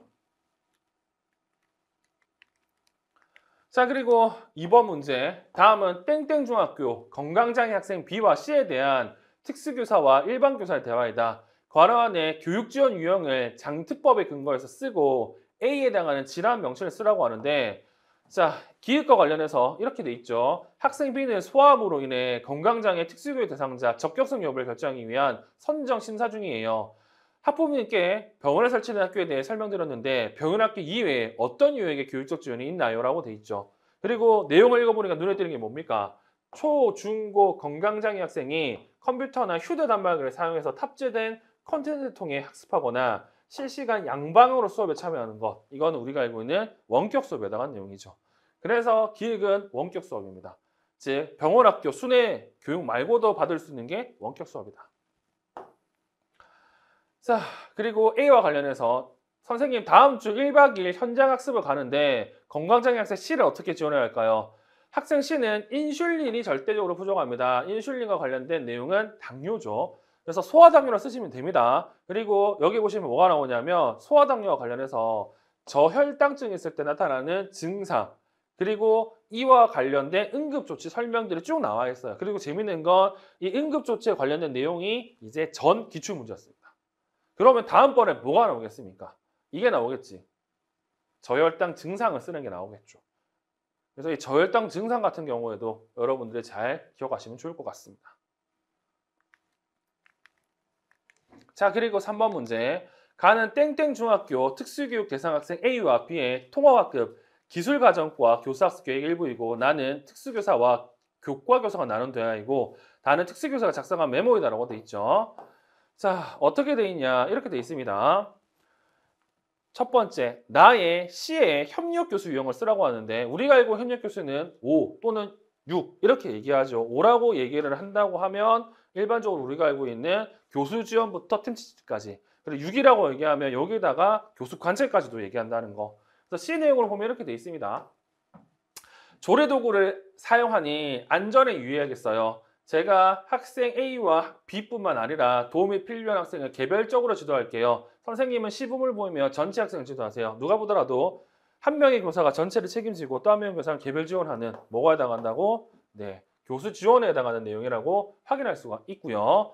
그리고 나의 D의 협력교수 유형을 쓰고 단점 한 가지를 서술하라고 하고 이게 일반 교실의 물리적 환경 침해를 쓰라고 하는데 D 내용을 보면 이렇게 돼 있습니다. 조리대 가스레인지를 중심으로 두 모둠으로 나누어 떡볶이 만들기 실습해요. 보통 한 학급을 두 모둠으로 나누고 실습을 하는 형태. 이거는 우리가 알고 있는 평행교수라고 생각하면 되겠죠. 마찬가지로 평행교수와 관련해가지고 이렇게 집단, 간, 동일 이라는 표현이 나오고 그리고 교사 대 학생의 비율이 줄어든다는 내용도 언급이 되네요. 그러면 이 평행교수의 단점이 여러 가지가 있겠죠. 그 여러 가지 중에서 조건에 나와 있는 이 물리적 환경 측면에서의 단점을 하나 쓰면 되는데 일반적으로 우리가 알고 있는 평행교수는 똑같은 내용을 진행하기 때문에 소위 말해서 뭐가 안 된다고? 네, 소위 말해서 시간을 잴 때 같은 시간에 끝나지도 않고 그리고 수업 결과물이 같지도 않잖아요. 그래서 이와 관련된 내용으로 제가 말씀을 드렸던 내용들이 있잖아. 그리고 기억할 내용은 뭐냐? 같은 교실에서 같은 내용으로 여러 사람이 얘기하면 시끄러울 뿐이지. 근데 우리가 알고 있는 이 일반 학교 같은 경우에는 일반 교실 같은 경우는 크기가 그렇지 않습니다. 그래서 엄청 시끄러워요. 그래서 소음 관리가 잘 안 되겠지. 그런 내용으로 여러분들이 써주시면 되겠죠. 그래서 큰 교실이 필요하다. 너무 시끄럽다. 이런 내용으로 써주시면 정답이 되겠습니다. 자, 그리고 세 번째. 다의 E에 활용한 평가 방법을 써야 되는데 이거 출제되고 나서 많은 사람들이 이것만 보고 이거 체크리스트라고 쓴 사람들 엄청 많아요. 이것만 보고. 근데 중요한 건 체크리스트라고 생각할 수 있어. 근데 문제를 어떻게 봐야 되냐면 이렇게 돼 있잖아. 자, 이 내용을 보면 대안적 평가 방법이라고 되어 있죠. 그럼 우리는 대안적 평가 방법을 떠올려야 돼. 일반적으로 장애와 진단및 평가에서는 대안적 평가 방법을 뭐라고 했다? 일반적으로는 수행사정과 그리고 포트폴리오를 생각했죠. 그리고 통합교육에서는 대안적 평가라고 얘기하면서 뭐 다면적 평가, 뭐 그리고 우리가 알고 있는 뭐 규준 참조 평가 이런 식으로 엄청 많은 내용들을 언급을 했잖아요. 그것들을 고려를 해야 돼. 근데 그 중에서 눈에 띄는 건 뭐냐? 조리 실습 과정에 초점을 두어 평가한다고 돼 있죠. 그러면 이거는 방금 얘기했듯이 포트폴리오 아니면 수행 사정밖에 안 됩니다. 왜? 걔네들이 특정 중에서 과정과 결과에 초점을 두는 게 언급이 되니까. 그리고 조리 단계별로 작성된 채점 기준표에 체크리스트 체크를 한다고 돼 있죠. 이거는 일반적으로 우리가 알고 있는 수행 사정 그리고 포트폴리오의 평가와 관련된 평가 방법으로 여기 나와 있는 뭐 건모표를 이용하든지 그리고 단일 점수표를 사용하든지 이렇게 사용하잖아요. 그래서 확실한 건 평가 방법으로 이걸 얘기하는데 제일 중요한 게 뭐가 있냐면 활동 목적을 명료화해서 학생에게 동기부여한다는 이 마지막 내용 때문에 수행사정과 포트폴리오 중에서 한 가지가 결정이 됩니다. 왜? 이거 표시한 내용은 수행 사정의 장점으로 언급되는 내용이기 때문에. 그리고 포트폴리오 안 되는 이유는 당연히 포트폴리오는 뭐가 나와야 됩니까? 장기간이잖아. 장기간이잖아. 그렇죠? 그러면 여기서 어떤 내용이 나와야 되냐면 여러 번의 조리 실습 과정을 뭐 기록해야 된다 이런 내용들이 나와 있어야 되잖아요. 근데 그렇게 없기 때문에 이거는 수행 사정이 정답이 됩니다. 자, 그리고 4번 문제. 다음은 땡땡 중학교 특수교사와 일반 교사가 학생 A와 B에 대해 나눈 대화이다. 자, 밑줄 친 기획에다가는 관찰 기록법 명칭을 쓰고, 자, 기획이 뭔데? 시간 강의 끝을 알리는 소리가 들릴 때 학생 A를 관찰하고 상동행동 중에 한 가지 이상을 보이는 경우 해당 시간 간격의 플러스를 상동행동 하지 않을 경우는 마이너스를 해요. 여기서 중요한 건 이거죠. 시간 간격 끝에 알리는 소리를 들릴 때만 관찰한다. 이거는 우리가 알고 있는 시간 중심 관찰 중에서도 시간표지법, 순간관찰 기록법이라는 걸 알 수가 있겠죠. 그리고 밑줄 친 기획에 근거해서 수집된 자료를 보고하는 방법인데 여기 보시면 이런 표현이 나오잖아요. 내가 관찰을 하고 바로 이상이 보이면 플러스, 그렇지 않으면 마이너스로 평가하는 거. 그러니까 우리가 알고 있는 이 시간 중심 관찰 기록을 기록하는 방법으로 세 가지가 있어요. 준비형, 부호형, 추적형. 이 중에서 준비형은 칸 안에 다 준비가 돼 있어야 돼. 본인이 동그라미 표시만 하면 돼요. 근데 부호형 같은 경우는 본인이 부호를 써야 돼. 이게 어떤 행동인지에 관련해서. 그래서 지금 여기 나와 있는 기획 관련된 내용은 부호형이 정답이 됩니다. 그리고 이 내용은 처음으로 이러한 기록 방법, 보고하는 방법을 쓰라는 문제였습니다. 물론 선택형 기출 문제에 이 부호형이 나오고 그리고 준비형이 나와서 그에 대한 관찰자가 신뢰도를 구하는 게 시험 문제 나온 적이 있지만 일단 부호형 등을 쓰는 건 처음이라는 것 정도는 기억하시면 되겠습니다. 자, 그리고 두 번째 점. 밑줄 친 니은 미음즈 틀린 거 두 가지 발해 고치라고 되어 있죠. 자, 니은 한국판 카우프만 아동지능검사 KABC2 이게 뭐 지적장에서 배웠던 행정 표현에 나와 있는 동시 처리보다 순차 처리를 잘한다 이런 내용들 있잖아요. 그거를 확인하는 검사예요. 자, 니은 이렇게 나오죠. 순차 처리, 동시 처리 이렇게 나오잖아요. 자, 순차 처리, 동시 처리, 계획력, 학습력, 지식 등의 광범위한 지적 능력을 측정한다고 되어 있는데 네, 이거 맞는 내용입니다. KABC2부터 이 5가지를 구하게 되어 있습니다. 니은은 맞다. 자, 그리고 디귿 피검제 국적에 따라 실시하는 하위 검사의 수와 검사 요소 시간이 달라져요라고 되어 있는데 네, 이거 피검제 국적이 아니라 이 KABC2 같은 경우에는 검사에 기반이 되는 이론이 두 가지가 나오거든요. 뭐 루니아 모델, CHC 모델이 두 가지가 나오는데 각 모델을 선택함에 따라서 검사 방법과 그리고 시간이 달라져요. 그래서 여기 나와 있는 피검제 국적에 따라서라는 표현은 다릅니다. 선택한 검사 모델에 따라서 수와 시간이 달라진다. 자, 또한 이 검사는 모든 하위 검사가 비언어적 척도로 구성되어 있기 때문에 한국어가 서툰 학생에게도 실시할 수 있어요. 네, 이 같은 경우는 재밌는 게 밑에 뭐가 나오냐면 라이터 비언어성 지능 검사라는 게 나오죠. 이 라이터 비언어성 지능 검사도 기출 문제였거든요. 얘가 비언어적 척도로 다 구성되어 있습니다. 그리고 KABC2 같은 경우에는 일부 문항만 비언어성으로 되어 있어요. 그래서 리을은 틀렸고 미음은 맞아요. 미음은 연령 제한 때문에 중학생에는 적합하지 않습니다. 그래서 이런 것들도 다 시험 문제였다. 그리고 실제로 여기 나와 있는 내용은 기출 문제를 기반해서 문제를 냈다는 것도 확인할 수가 있다는 거. 자, 다음 5번 문제. 자, 5번 이렇게 돼 있습니다. 가는 땡땡 중학교 의사통장의 학생 A 특성이고 나는 통학학급 교사와 특수교사가 나눈 대화이다. 자, 가를 참고해서 나의 괄호 안에 기획에 대한 용어를 쓰라고 돼 있죠. 그리고 니은에 해당하는 언어학적 용어를 순서대로 쓰라고 돼 있습니다. 일단 가를 봐야 되겠네. 몇 개의 특정만 아니라 복합적인 조음호를 보이고 하나 이상의 말소리에 영향을 미치는 규칙 기반 오를 보이고 말소리를 산출하는 조음기관의 이상이 없어. 이거는 누가 보더라도 조음장애, 우문장애를 구분하는 내용이겠네요. 그리고 내용상으로 본다고 하면 이거 음운장애에 해당한다는 걸 볼 수 있죠. 자, 그래서 기억 내용을 보면 자, 종종 좋은 오류를 보여요. 왜 이런 오류가 나타날까요? 학생 A는 좋은 기간에 이상이 없기 때문에 기역 좋은 문장이라 보인다고 할 수 있습니다. 학생 A의 좋은 오류에 대해 이해하려면 말소리 및 말소리의 조합을 규정하는 규칙을 다루는 닐에 대한 지식이 필요해요. 다시 말해서 얘 지금 말소리 규칙을 사용하지 못하는 음운 오류를 보는 거지. 그래서 그와 관련된 내용을 쓰면 되는데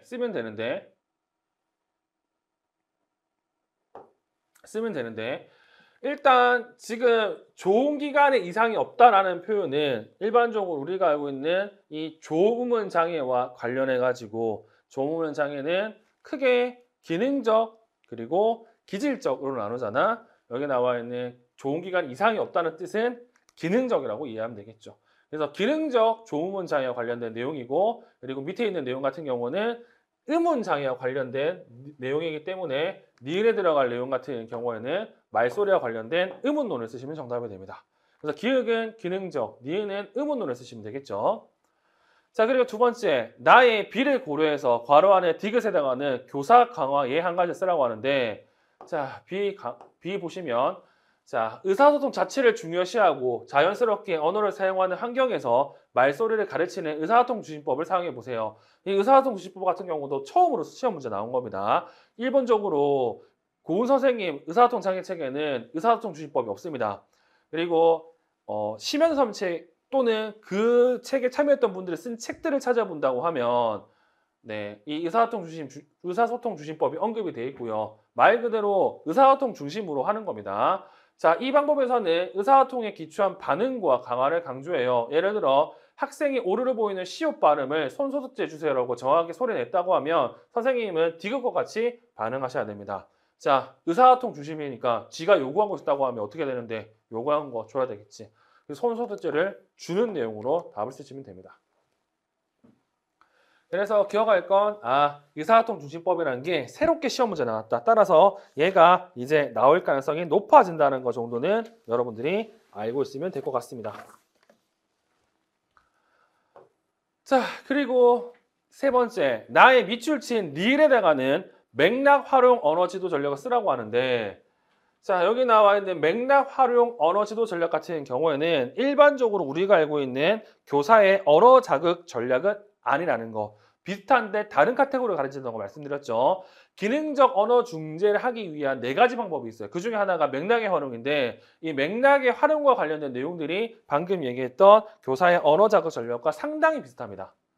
그래서 지금 나의 밑줄 친 릴 내용을 보면 수찬이가 병호에게 손소독제를 빌려주었어요 라고 말하면 선생님께서는 병호가 수찬이에게 손소독제를 빌려줬거나 하고 세 형태의 문장을 말해준다고 되어 있죠. 이 세 형태의 문장은 내용을 보면 아시겠지만 문장의 재구성으로 보이잖아. 이 문장의 재구성이라는 건 우리가 알고 있는 기타 언어자극 전략에도 포함되지만 여기 나와 있는 맥락 활용에서 포함이 되어 있습니다. 어디에서? 맥락 활용에 구어적 맥락, 그리고 간접적인 구어적 단서, 그리고 이 중에서도 아동의 반응을 요구하지 않는 형태로 이 문장의 재구성이라는 게 언급이 됩니다. 그래서 정답은 문장의 재구성이 정답이 돼요. 보세요. 이거는 카테고리로 문제를 푸는 거라는 것 정도 기억하시면 되겠죠. 자, 그리고 6번 문제. 자, 가는 땡땡 중학교 지체장애 학생 A와 B의 특성이고 나는 특수교사가 작성한 학생별 지도계획이다. 작성 방법에 따라 서술하라고 돼 있죠. 자, 첫 번째, 가의 밑줄 친 기획에다가는 원시 반사의 명칭을 써라. 우리가 아는 원시 반사는 6가지 정도가 되죠. 굳이 영어로 얘기하면 ATNR, SNR, TLR, 양성지지, 음성지지, 모로 반사, 갈란트 반사 이렇게 정도 생각할 수 있고 기획 내용을 보면 누운 자세에서 신전근 긴장이 증가하고 엎드린 자세에서 굴곡근 긴장이 증가한다. 다시 말해서 누운 자세든 엎드린 자세든 모두 반사가 나타나는 거 누굽니까? TLR. 한글로 얘기하면 긴장성 위로 반사. 자, 그리고 두 번째, 나의 밑줄 친 니은과 디귿의 명칭을 순서대로 써야 되는데 니은, 키보드 사용 시 동시에 2개 이상 키를 누르기 어려워 하나의 키를 미리 누른 상태로 만들어 놓은 기능키, 이거 뭐라고 한다? 고정키라고 얘기하고, 그리고 디귿, 타이핑 시 의도하지 않게 키보드의 키가 오랫동안 눌렸을 때 일정 기간이 지나기 전에 반복해서 누르는 키를 수용하지 않도록 만들어 놓은 키, 이거 필터키라는데 재밌는 게 있어요. 이 전 기출 문제에 보면 이 필터키의 하위 유형이 세 가지가 있다는 게 언급이 되거든요. 하나가 느린 키, 또 하나가 반송키, 또 하나가 반복키인데 지금 여기 나와 있는 오랫동안 눌렀을 때 그리고 일정 시간이 지나기 전에 반복해서 누르는 거. 이 같은 경우에는 하나는 느린 키에 대한 내용이고 또 하나는 반복키에 대한 내용이거든요.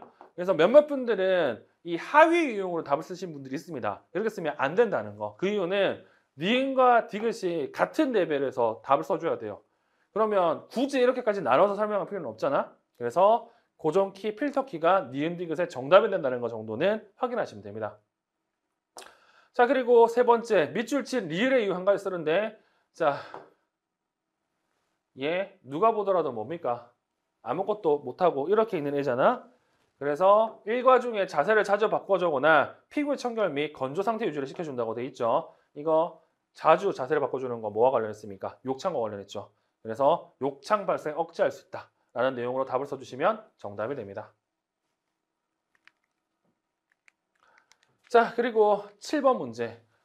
자, 가는 시각장애 특수학교 교사가 작성한 보행지도 계획이고 나는 안내보행에 대한 지도교사와 예비교사가 나눈 대화이고 다는 예비교사 메모라고 이렇게 나와 있죠.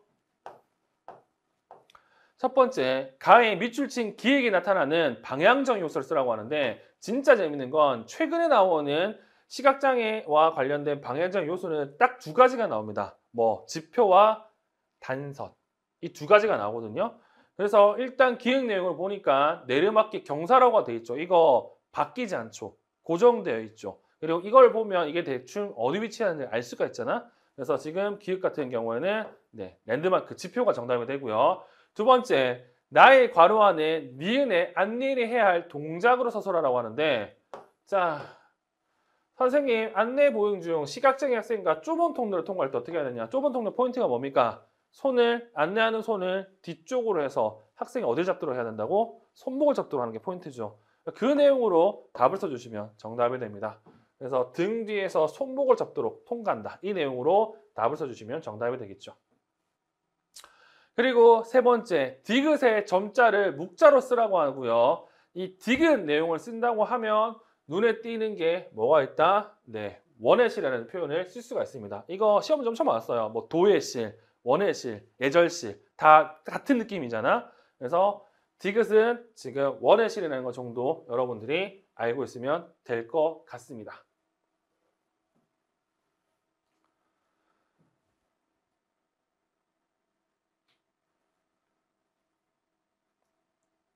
자, 다음.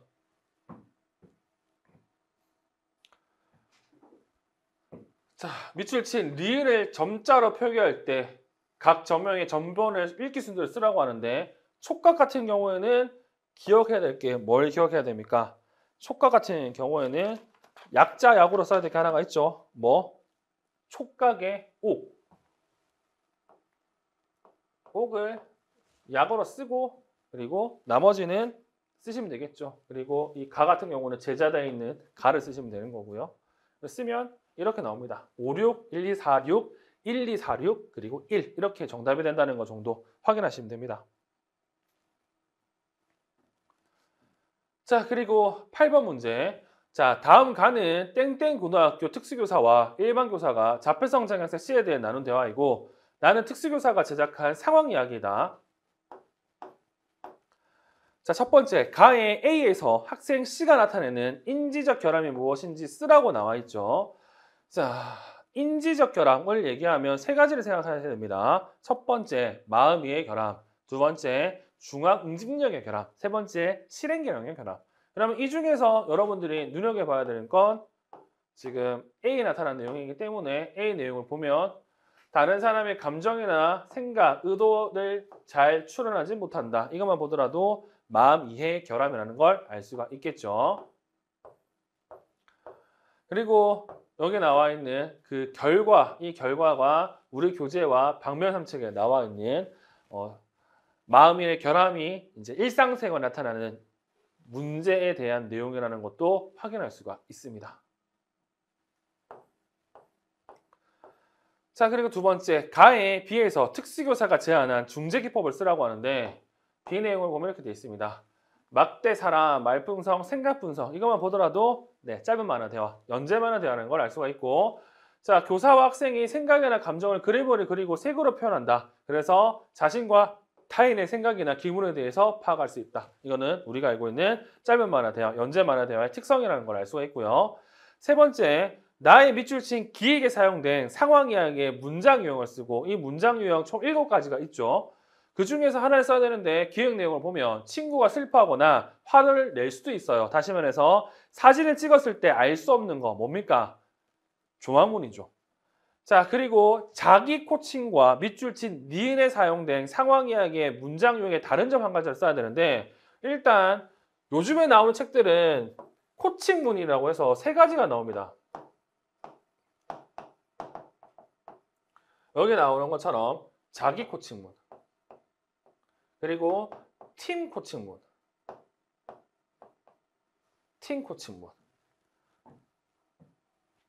그리고 청작 코칭문 뭐 이런 식으로 나오는데 우리가 알고 있는 용어로 번역한다고 하면 통제문 그리고 협조문 그리고 지시문 이런 식으로 또 번역이 가능하거든요. 그래서 통제문, 협조문, 지시문이 코칭문으로 묶인다는 사실을 기억하시고 여기서 말하는 자기 코칭문은 통제문, 니은에서 얘기하는 친구의 마음을 생각해서 고마워라고 말하도록 이렇게 해요. 자, 친구가 준 선물이 마음에 들지 않았을 때 어떻게 말해야 되냐. 얘가 못하는 게 이거잖아. 그래서 이걸 뭐라고 한다고? 지시문으로 볼 수 있어요. 그럼 이 문제는 통제문과 지시문이 어떤 차이가 있는지를 쓰는 겁니다. 그래서 포인트는 굳이 코칭문을 한 이유가 있어. 이게 어떤 의미냐면 코칭문은 누군가가 얘기해 주는 건데 여기서 자기 코칭문은 스스로 얘기하는 거예요. 그리고 지시문은 교사나 학부모가 얘기해 주는 거죠. 그러면 말하는 사람이 누군지에 따라서 이거를 비교서술할 수가 있습니다. 그래서 정답은 자기 코칭문은 스스로 통제하기 위해서 스스로한테 얘기하는 거 그리고 뭐 사용자 코칭문 그리고 청자 코칭문이라 불리는 지시문 같은 경우는 교사는 학부모가 얘기한다더라 정도는 여러분들이 기억하시면 좋을 것 같습니다. 됐죠?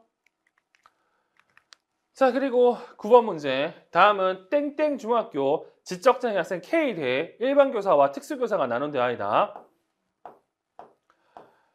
자, 밑줄 친 기획에 해당하는 교수방법 명칭을 써야 되는데 기획. 자, 교실 안에 은행, 우체국, 영화관처럼 꾸며놓고 지역사회 해당 시설을 이용할 때 필요한 기술을 체계적으로 연습해보는 활동. 우리가 알고 있는 지역사회 중심 교수 중에서 학급에서 역할놀이, 영상을 보는 건 우리는 뭐라고 했다? 네, 지역사회 모의 수업이라고 했죠. 모의라고 쓰시면 됩니다. 자, 그리고 두 번째, 밑줄 친 니은처럼 말한 이유를 브라운 등이 제시한 지적장애 학생의 교육과정 구성 및 운영을 위한 기본 전제의 근거에서 얘기하는데 운영을 위한 기본 전제 총 5가지가 있습니다. 연령에 적합한 교육과정, 궁극적 기능상의 기준, 영수주 추측, 그리고 자기결정. 됐죠? 이런 것들이 우리가 있다는 걸 알 수가 있고요. 이 중에서 지금 니은 얘기를 본다고 하면 니은 얘기를 본다고 하면 아닙니다. 학생 K도 지하철 이용법을 배워야 돼요. 다시 말해서 지금 얘는 지역사회 이동하는 기술 필요가 없어. 왜냐? 학교 셔틀 이용하고 다닐 거니까. 그래서 지금은 필요 없다라는 걸 지금 알고 있죠. 그래서 마을버스만 이용하고 있다. 근데 교사는 아니다. 지금도 배워야 된다는 뜻이잖아. 쉽게 얘기해서 성인기가 됐을 때, 성인이 됐을 때 최소 제한 환경에서 기능적으로 생활할 수 있도록 모든 걸 어떻게 배워야 된다는 뜻이죠. 그래서 이거는 궁극적 기능상의 기준과 관련이 있습니다. 그래서 궁극적 기능상의 기준과 관련해서 이렇게 잠재력을 최대할 수 있도록 기능할 수 있도록 만들어줘야 된다고 답으로 써주시면 정답이 됩니다. 그렇죠? 궁극적 기능상의 기준에 근거해서 답을 쓰시면 정답이 된다. 자, 그리고 세 번째, 자기용어 기술 중 밑줄 친 디귿에 해당하는 하위 기술 쓰고 A에 해당하는 전략을 써야 되는데 일반적으로 우리가 알고 있는 자기용어 기술 같은 경우는 테스트가 얘기했던 4가지 구성 방법이 있습니다. 뭐 자신에 대해 알고, 권리에 대해서 알고, 의사소통하고, 리더십이 있고. 그래서 지금 디귿 내용을 본다고 하면 상황에 따라 단호한 태도를 취하는 법, 다른 사람의 말을 잘 듣고 협의하는 법, 상대방을 설득하고 때로는 양보하는 기술. 이건 누가 보더라도 의사소통이고요. 그리고 A 내용을 보면 자, 이렇게 보시는 게 좋을 것 같아요. 학생 K에게 먼저 신속하게 수행할 수 있으면서 선호하는 쉬운 과제를 연속적으로 제시해서 수능할 때마다 강화해 주세요. 이 부분 앞쪽 보면 학생에게 고학률 요구를 연속적으로 하는 거죠. 그리고 그런 다음 바로 연이어서 학생 K가 선호하지 않는 과제를 제시해서 그 과제에 대해 학생 K가 수능하는 행동이 증가할 거예요. 다시 말해서 저항률을 요구해서 이 저항률을 향상시키는 방법, 우리가 알고 있는 고학률 요구 연속 또는 고학률 요구 절차라는 것들 확인할 수가 있습니다. 됐죠? 고학률 요구 연속, 고학률 요구 절차라는 것 정도는 꼭 기억하시면 되겠죠. 자, 다음 10번 문제입니다. 자, 가는 과학 교과서 지문이고 나는 땡땡중학교 학습장애 학생 K를 위한 수업 계획서이다. 나는 나의 활동을 지도하기 위한 특수교사와 교과교사의 대화이다. 자, 첫 번째 A에 근거해서 밑줄 친 기획 명칭을 써야 되는데 A 여기 나와 있고 자, 수업 계획서의 활동 1에서는 수업에서 다룰 교과서 중심 내용과 주요 오해 등으로 구성된 활동지를 제공하는 게 도움이 됩니다. 수업 내용을 조직화된 수업자를 미리 제작해서 수업 시간에 제공하면 되겠네요. 자, A와 관련된 내용 본다고 하면 눈에 띄는 게 중심 내용과 주요 오해들을 구성된 활동지잖아. 이거 뭐라고 한다고? 스터디 가이드. 한국어로 얘기하면 학습 안내지 또는 학습 지침이라고 얘기할 수 있습니다. 됐죠? 그리고 얘도 처음으로 언급됐다는 것 정도는 기억하시면 좋을 것 같고요. 다음 두 번째, B에 해당하는 그래픽 조이자 유형을 쓰고 장점 한 가지 써야 되는데 B 내용을 보면 이렇게 돼 있죠. 자, 지구계, 그리고 기권, 수권, 직권, 생물권, 외권. 그래서 이와 관련해서 기권은 공기, 수권은 해수, 담수, 빙하, 직권은 암석, 토양, 그리고 생물권은 동물, 식물, 외권은 태양, 달 이렇게 나와 있는데 이게 중요한 게 뭐냐면 이거 같은 경우에는 자, 개념을 중심으로 상위 개념, 하위 개념으로 이렇게 나눈 거잖아요. 그래서 이 같은 경우에는 우리가 알고 있는 우리 교재에서 나와 있는 그래픽 조이자 유형 1, 2, 3, 4가 있죠. 이 중에서 세 번째 나와 있는 개념도에 해당하는 내용이거든요. 그래서 이거 개념도라고 쓰시면 되고 이 개념도의 장점은 말 그대로 눈으로 보여주잖아. 그래서 시각적 자료와 텍스트를 연결해서 기억을 잘할 수 있도록 하는 게 얘의 장점이거든요. 그 내용으로 답을 써주시면 정답입니다. 자, 그리고 세 번째, 다의 괄호 안에 니은에 대한 내용을 써야 되는데 이거 중심 내용 파악의 전략이고요. 이 니은에 들어갈 내용 같은 경우에는 책에 있는 그대로 쓰시면 됩니다. 자, 어떻게 각 문단이 무엇 또는 누구에 관한 내용인지를 파악하는 건데 여기서 중요한 건 이게 중요하죠. 작성 내용 태양계잖아. 그래서 태양계라는 표현이 들어가야 제대로 된 정답입니다. 뭔 말인지 아시겠죠? 그래서 지금 여기 나와 있는 10번 문제는 모두 다 처음 나온 문제입니다. 근데 이건 다 나올 거라고 예상됐던 내용들이에요. 됐죠? 자, 그리고 11번 문제. 이거는 참 그래요. 자, 가는 땡땡 고등학교에 재학 중인 청각장애 학생 A의 특성이고 나는 특수교사와 일반교사가 나눈 대화이다. 자, 이거 첫 번째, 나의 밑줄친 기획을 개선하기 위한 방법 한 가지를 써야 되는데 기획 내용을 보면 이렇게 돼 있습니다. 자, 학생 A가 보청기를 차용하고 있어 교정 청력치로 듣기 때문에 선생님과 대화가 가능했을 거예요. 하지만 멀리서 말하거나 주변 소음이 심하거나 판설하면서 말하거나 교실 안에 반향이 심하면 듣는데 어려움이 있다고 얘기하죠. 지금 얘 같은 경우에는 보청기를 차용하고 있는데도 불구하고 뭘 못한다고? 거리가 멀어지고 소음이 심하고 반향이 심해서 생기는 거잖아. 그러면 여기 보면 거리 멀어지는 거, 소음 심해지는 거, 반향 심해지는 거 생각한다고 하면 저 세 가지를 통해 떠올려야 되겠지. 저 세 가지를 극복할 수 있는 특수 보청기가 하나가 있잖아. 뭐? FM 보청기. 그러니까 보청기를 뭐를 해야 된다고? FM 시스템을 이용하는 FM 보청기로 교체해야 돼요. 그 내용으로 답을 써주면 되겠죠.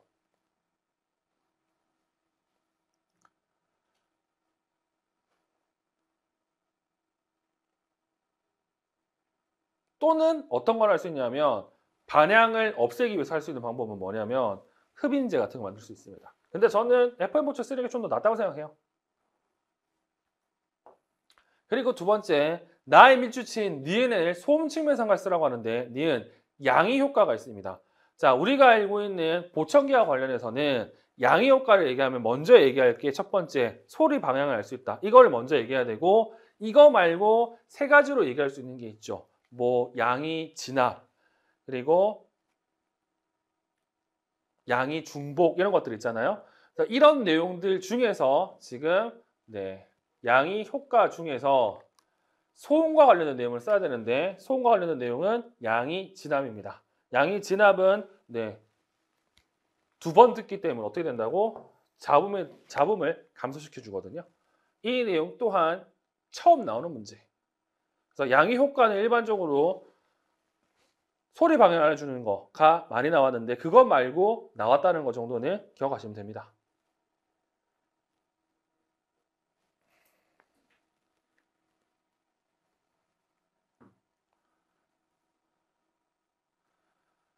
자, 그리고 세 번째, 이게 문제가 되는데 자, 가를 참고해서 나의 수어 문장 디귿에서 목적을 나타내는 데 사용된 수어의 특성 한 가지 쓰라고 하고 나의 리을을 한글로 쓰라고 하는데 일단은 여기 나와 있는 학생에 관련된 수어를 좀 보도록 할게요.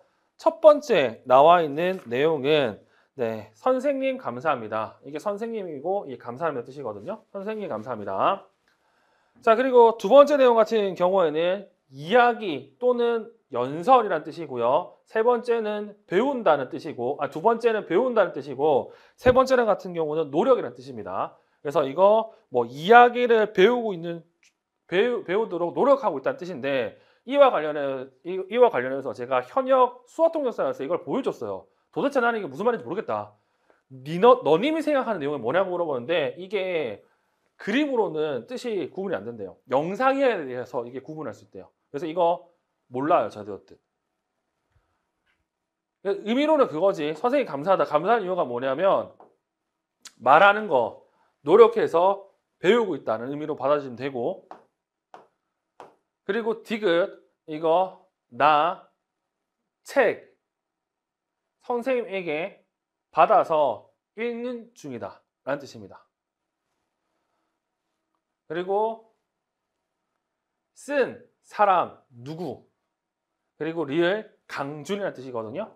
그래서 기읍, 아, 이응, 지읒, 우, 니은. 그래서 지금 나의 리을을 한글로 쓰라고 하면 강준 쓰시면 돼. 이제 문제가 되는 게 세 번째 점에 디귿에서 목적을 나타내는 내용인데 이 같은 경우에는 일단 문제가 되는 게 여러 가지가 있고요. 첫 번째 문제가 되는 게 최근에 나온 책에서는 수어의 구성 특성이라는 용어는 없어요. 이게 뭐냐면 우리가 알고 있는 수어의 특성이 있잖아. 수어의 특성. 뭐와 비교해서 음성 언어와 비교한 수어의 특성이 있죠.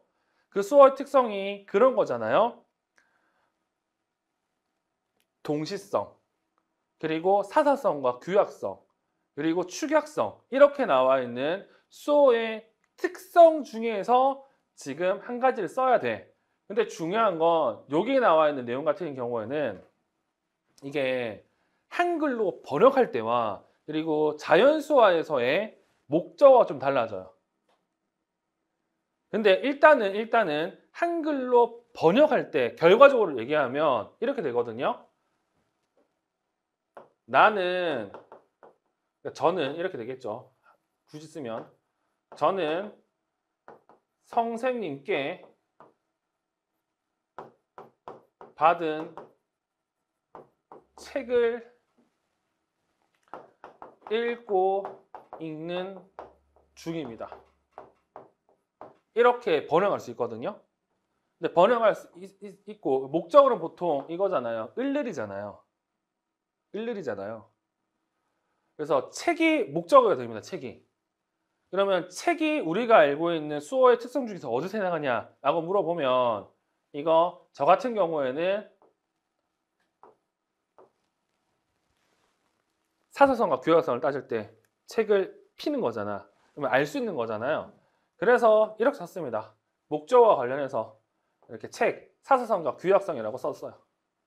근데 이거는 해석의 여지가 좀 달라져요. 일단 자세한 내용은 제가 영역별 기출문제 때 조금 더 말씀을 드릴 거예요. 일단은 여러분들이 기억할 건 이거 수어의 구성 특성이라는 표현은 예전 책에 나와 있는 표현이다 라는 거 하나 기억하시고, 그리고 여기 나와 있는 이거를 해석할 때 여러 가지로 해석이 가능하다. 특히 자연수어에서 해석을 하면 목적어가 달라진다. 근데 한글로 해석하면 이렇게 해석할 수 있다라는 거 정도 알고 있으면 좋을 것 같습니다. 됐죠? 자, 이렇게 해서 우리는 2025학년도 중등 특수교사 기출문제를 살펴봤습니다. 그래서 중등 같은 경우에는 내용이 쉬워요. 근데 아까도 얘기했지만 새롭게 나온 내용들이 있었잖아요. 그런 내용 위주로 여러분들이 잘 살펴보시면 좋을 것 같습니다. 네, 여기까지 일단 할게요.